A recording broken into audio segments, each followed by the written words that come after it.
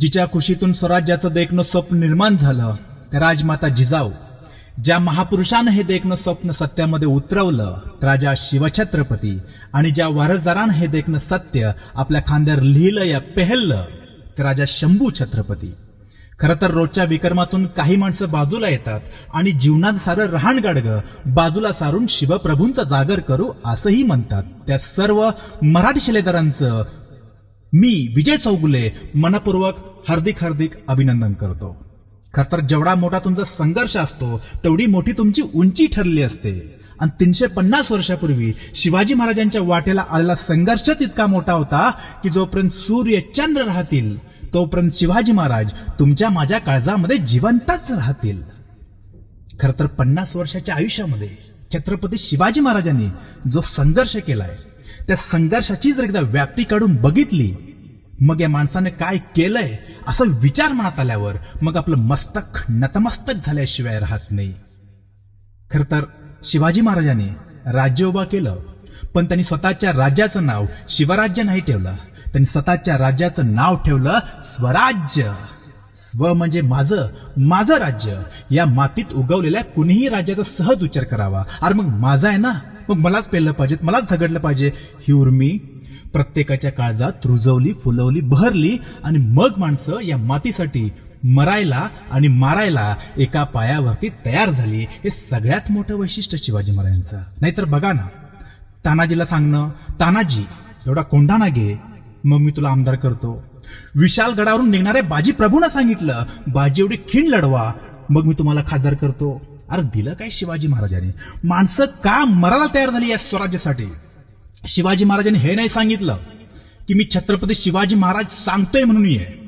छत्रपतींनी स्पष्ट सांगितलं, हे तुझं राज्य आहे. तुला जर वाटत असेल की तुझ्या राज्यासाठी काहीतरी करायचं असेल तर ये. तुला जर वाटत असेल की उद्याच्या पिढ्या सुखात नांदाव्यात तर ये. तुला जर वाटत असेल की तुझ्या पोरी बाळूंची आबरू राखावी तर ये. कुणी छत्रपती शिवाजी महाराज सांगतोय म्हणून नव्हे.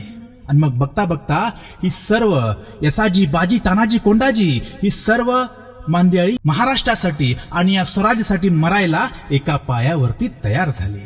अहो शिवाजी महाराजांनी कोणती पण एक मोहीम काढावी. सरदेशी जाताना राजा म्या जाणार, म्या लढणार, सखस देशीयाचा बाजी. अरे ओ ताना, आम्ही हाय नव, ते काही नाही राज, हा डाव आपला आहे, आपण जाणार, आपण लढणार राज, सखस देशीयाचा येसाजी. अरे ओ बाजी, केव्हापासून नंबर लावून ठेवलेले का? ते काही नाही राज, हा डाव आपला आहे, आपण जाणार, आपण लढणार राज. शिवकाळ हा महाराष्ट्रामधला पहिला काळ आहे जिथं माणसं जगण्यासाठी नव्हे तर माणसं मरण्यासाठी स्पर्धा करतात, खुद्द मरण्यासाठी. खरं तर हिरोजी इंदुलकर नावाचा आमचा एक बांधकाम प्रमुख होता आणि शिवाजी महाराजांनी त्यांना रायगड सारखी किल्ला बांधण्याची जबाबदारी दिली होती आणि शिवाजी महाराज निघून गेले. हिरोजीनं किल्ला निम्म्यापर्यंत बांधत आणला होता, पण पैसा संपला. हिरोजींना काही कळेना, किल्ला तर बांधला पाहिजे, पैसा तर शिल्लक नाही. पण अशावेळी करावं काय? रात्रभर विचार केला आणि आपला राहता वाडा विकला आणि रायगडवर झोपडी बांधून राहिला आणि रायगडची राजधानी बांधून काढली. आणि शिवाजी राजांना कळलं आणि आपल्या राज्याभिषेकाच्या वेळी हिरोजींना काहीतरी द्यावं असं त्यांना वाटलं. हिरोजी, रायगडचा अख्खा गड तुम्ही बांधलात, बोला तुम्हाला काय हवंय? त्यावेळी हिरोजी नम्रपणे म्हणाले, राज, अख्खं स्वराज्य तुम्ही आमच्या पदरात टाकलंय, आणखी आम्हाला काय हवंय? नाही हिरोजी, काहीतरी तुम्ही मागितलंच पाहिजे.